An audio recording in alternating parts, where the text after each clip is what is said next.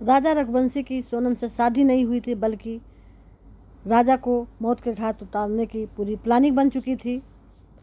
और जो पंडित जी से बिछड़वाया गया, पंडित जी ने भी क्या बताया वो भी आप लोग सुनिए उनकी माँ से।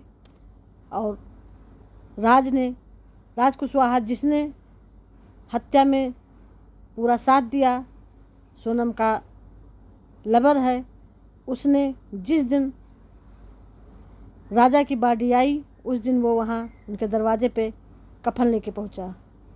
आखिर ऐसा कौन करता है? सोनम वहाँ से इंदौर में ही थी और सब देख रही थी। सोनम ने ही शायद कफन भिजवाया था राजा रघुवंशी के लिए। इतना दुखद कोई भी माँ सुनेगी उसका कलेजा भभक जाएगा। माँ से सुनिए अपने बेटे के लिए क्या बोली। एक माँ इतना परेशान है, क्या करे। वो दुख माँ के सिवा कोई नहीं जान सकता है। जिस माँ ने अपना लाल खोया है, माँ अपने बच्चे के सुख के लिए शादी की थी कि मेरे बच्चे की दुल्हन आएगी, हंसी खुशी दोनों लोग रहेंगे। लेकिन क्या पता था कि वो लक्ष्मी नहीं बल्कि अपने लड़के की मौत लेके आ रही है। जिस पंडित ने बिचारा था उसकी भी बात माता जी बता रही हैं। आप लोग बने रहिए लास्ट तक वीडियो में, पूरी वीडियो देखिए। इसके बिल्कुल भी मत करिएगा कि माता जी क्या कह रही हैं। अगर वो जान पाती कि राज कुशवाहा उसके बेटे के लिए कफन लेके आया है जो कि उसका हत्यारा है, तो माता जी कह रही थी वहीं हम उसको कूट कूट के पहले मारते, बाद में राजा को देखते। लेकिन उनको कुछ नहीं पता था। आप लोग सुनिए। वो मैंने देखा था अभी वीडियो में कि ये राज था, मगर है ना जिस हाथ से वो साजिश लिख रिया था मोबाइल से कि राजा को कैसा मारना सोनम, उसी हाथ से वो मेरे यहाँ वो सॉल लेके आया और मेरे को पता नहीं था। अगर मेरे को मालूम रहता कि ये राजा का कातिल है ये राज ही, तो मैं राजा को तो बाद में मिलने जाती, मगर वो राज को मार मार के पूछती कि तेरी हिम्मत कैसी हुई मेरे घर आने की। ये आज मंदिर की सफाई हुई है, 1 महीना हो गया। तो मंदिर की सफाई करी तो उनने जो पीली चिट्ठी लिख के दी थी उसमें ना उस पंडित जी का नंबर था। तो अभी तक तो मेरे पास कोई नंबर नहीं था तो मैं लगाया नहीं। तो मैंने एकदम मोबाइल में नंबर निकाला और पंडित जी को फोन लगाया तो उन्होंने फर्स्ट टाइम पे फोन नहीं उठाया। फिर मैंने वापस लगाया, दूसरी बार में उन्होंने फोन उठाया। तो मैंने बोला पंडित जी नमस्ते। तो बोला नमस्ते। बोला आप कौन बोल रहे हैं? तो मैंने कहा मैं राजा की मम्मी बोल रही हूँ। तो बोले कि हाँ बोलो। बोले पहले तो उन्होंने नकार कर दिया कौन राजा की मम्मी। फिर मैंने डबल से बोला कि मैं राजा रघुवंशी की मम्मी बोल रही हूँ। तो बोले कि हाँ बोलो। मैंने कहा पंडित जी आपने कुंडली मिलाई थी राजा की और सोनम की, तो हमारी तो आपसे कोई दुश्मनी नहीं थी, तो आपने कुंडली मिलाई थी तो कैसी मिलाई थी? और हमने तो आप पे विश्वास किया कि आपने कुंडली मिलाई है। तो बोलते कि पंडित जी तो सबका ही भला चाहते। तो अरे मैंने भला चाहते तो ऐसा बुरा भी चाहते हैं क्या? भला की जगह पे हमारे छोरे का तो आज तो मेरा बेटा चला गया। तो बोले आप धीरज रखो। मैंने कहा देखो धीरज की कोई बात नहीं है, आज 1 महीना हो गया मेरे बच्चे को, और मैं ये चाहती हूँ कि आपने मिलाई थी तो सोनम के पापा मम्मी ने आपसे मिलवाने के लिए आए थे, हम तो आए नहीं थे।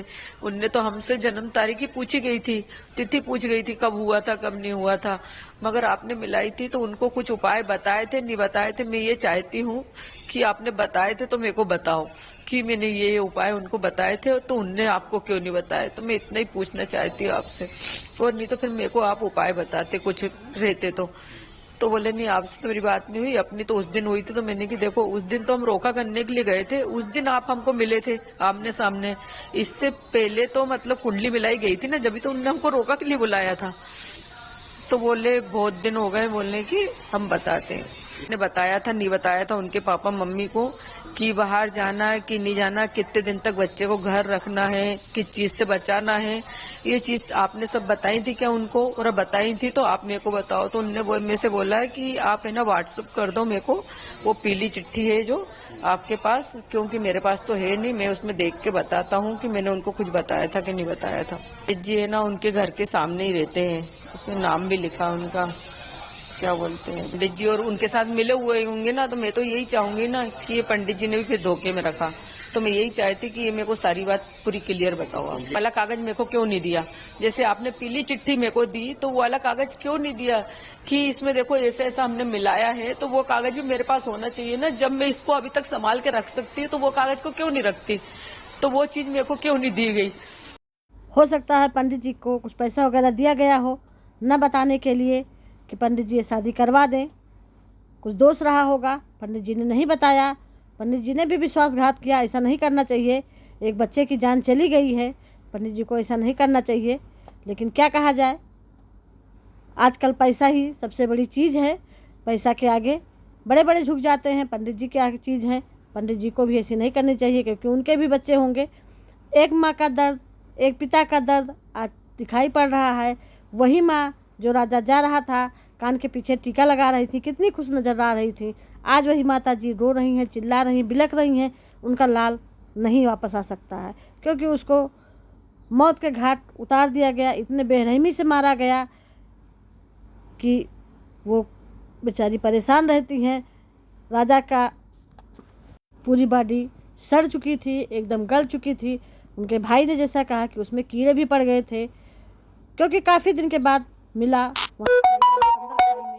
मोबाइल आज तक नहीं मिला। सोनम भी घुमाई जा रही है, कुछ सही नहीं बोल रही है। आखिर उसको हत्या करके क्या मिला? माता जी यही पूछना चाहती हैं कि मेरे बच्चे को मार करके तुमको क्या मिला, मेरे बच्चे की क्या गलती थी? जबकि राजा ने सोनम को छुआ तक नहीं था। वो इसको भ्रम आई थी कि पहले कामाख्या दर्शन करेंगे तो हम लोग एक पारिवारिक बंधन में बंधेंगे। लेकिन वहाँ कामाख्या दर्शन किया, वहाँ भी कुछ नहीं हुआ। उसके बाद वो वहाँ ले गई, वहाँ उसको मौत के घाट उतार दिया। आखिर इसमें राजा की क्या गलती थी? माता जी यही बार बार पूछ रही हैं कि सोनम बताओ, मेरे बच्चे की क्या गलती है?